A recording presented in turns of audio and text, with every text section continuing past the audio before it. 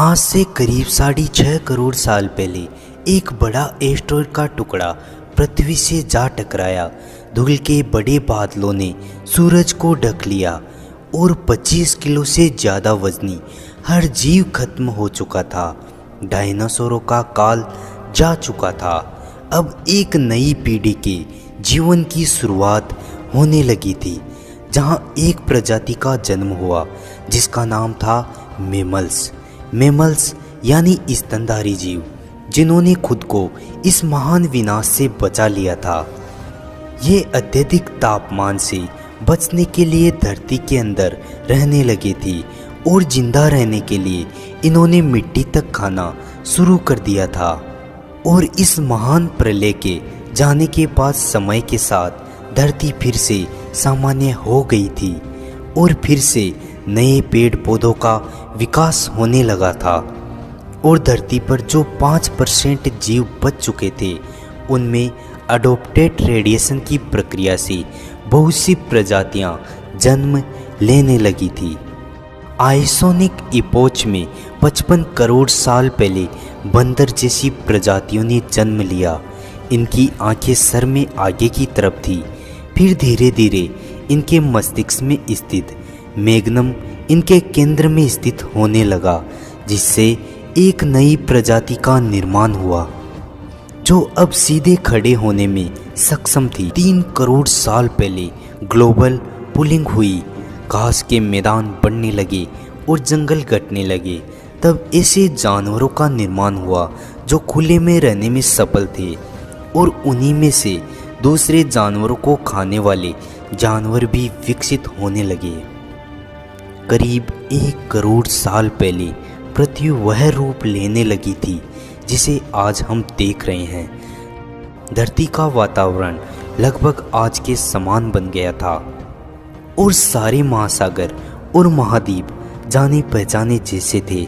लेकिन परिस्थितियां फिर से बदली और करीब 40 लाख साल पहले धरती के टेक्टोनिक प्लेट्स में फिर से हलचल हुई और अफ्रीका के पूर्वी इलाकों में एक बार फिर से नई पर्वत श्रृंखला बनी। और इस पर्वत श्रृंखला के कारण यहाँ के हरे भरे जंगल खत्म हो चुके थे और यहाँ बारिश आना बंद हो गई और यहीं से शुरू हुआ हम मनुष्य का जन्म। यहीं इस जंगल में रहते थे द ग्रेट हीप्स।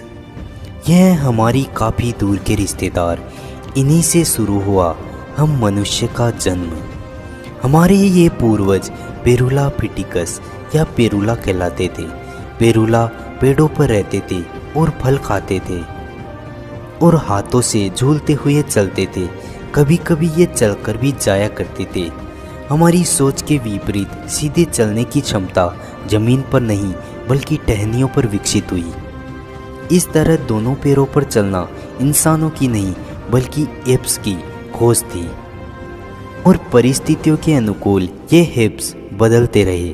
कुछ चिंपैंजी और गोरिल्ला में विकसित होना शुरू हुए और कुछ इंसानों के समान विकसित होने लगे। ये पूरे अफ्रीका में फैले हुए थे। बारिश बंद होने की वजह से यहाँ के जंगल सूखने लगे।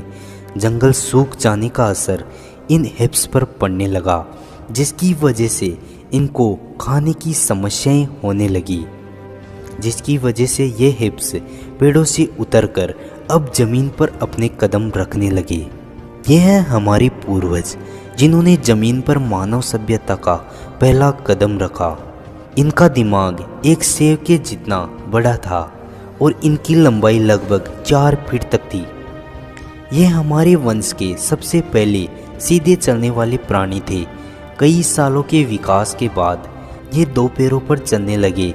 इससे ऊर्जा कम खर्च होती थी और ये चलते चलते भी खाने लगे। 2 पैरों पर चलने से अब ये सीधे खड़े होकर दूर दूर तक नज़र रखते थे। समय के साथ इनका दिमाग विकसित होने लगा और आगे चलकर इनकी एक और प्रजाति हुई जिसका नाम था होमो हेबिकस। इन्होंने ही पत्थर को हथियार की तरह इस्तेमाल करना शुरू किया। जैसे ही इस मामूली से पत्थर पर धारदार किनारा बना, हमारे पूर्वजों को एक हथौड़ा मिल गया। अब ये इनसे बहुत सारे काम कर सकते थे। समय के साथ अब हमारे पूर्वज समूह में रहकर अन्य जानवरों का शिकार करने लगे। ये थे होमो इरेक्ट्स, जो अन्य जानवरों से काफ़ी बुद्धिमान थे। इन्होंने ही सबसे पहले आग को इस्तेमाल करना सीखा। ये खोज इनके लिए सबसे बड़ी खोज थी। ये इन्हें गर्मी, रोशनी व जंगली जानवरों से सुरक्षा देती थी। अब धीरे धीरे इन्होंने आग पर मांस पकाना सीख लिया।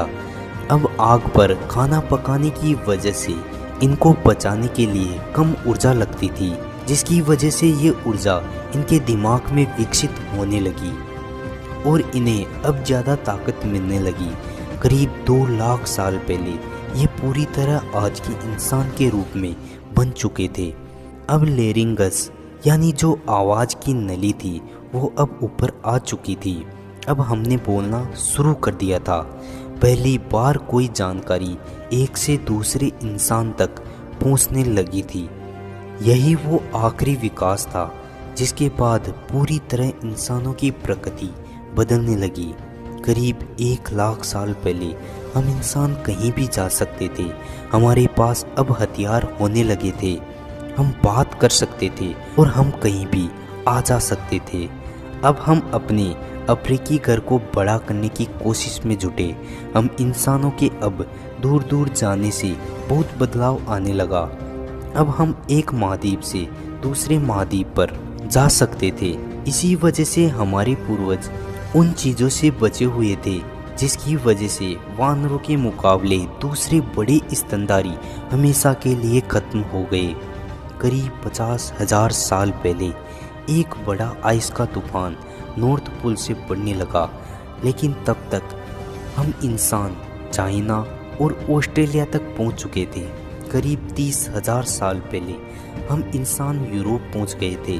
जब बर्फ संपूर्ण महाद्वीपों को घेरे हुए थी, तब हम इंसान नॉर्थ ईस्ट साइबेरिया के उस इलाके में पहुंच गए जहां ठंड अपने अत्यधिक चरम पर रहती है।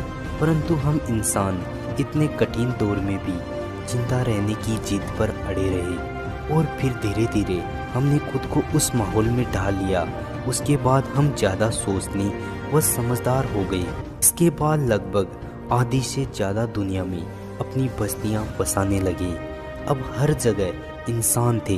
हाँ, समय के साथ हमारा हुलिया, जिसमें आँख, नाक, कान और बालों में बदलाव होने लगा और हमने अब खेती करना सीख लिया था और इससे हुई हमारी सभ्यता और संस्कृति का जन्म। और धीरे धीरे विज्ञान और गणित का ज्ञान हुआ, जिसकी वजह से हमने भविष्य के लिए तकनीक मिली और अब हम पूरी तरह विकसित हो चुके थे। और आज हम जानते हैं कि हम कौन हैं, कैसे हैं, क्या कर रहे हैं और अभी हम खुद को और विकसित और आधुनिक बना रहे हैं। तो दोस्तों, आज के लिए इतना ही। आशा है आपको ये वीडियो पसंद आया होगा। दोस्तों, हमारे पूर्वजों की इन विभिन्न परिस्थितियों के बारे में आपका क्या कहना है? कमेंट बॉक्स में अपनी राय जरूर देना। धन्यवाद दोस्तों।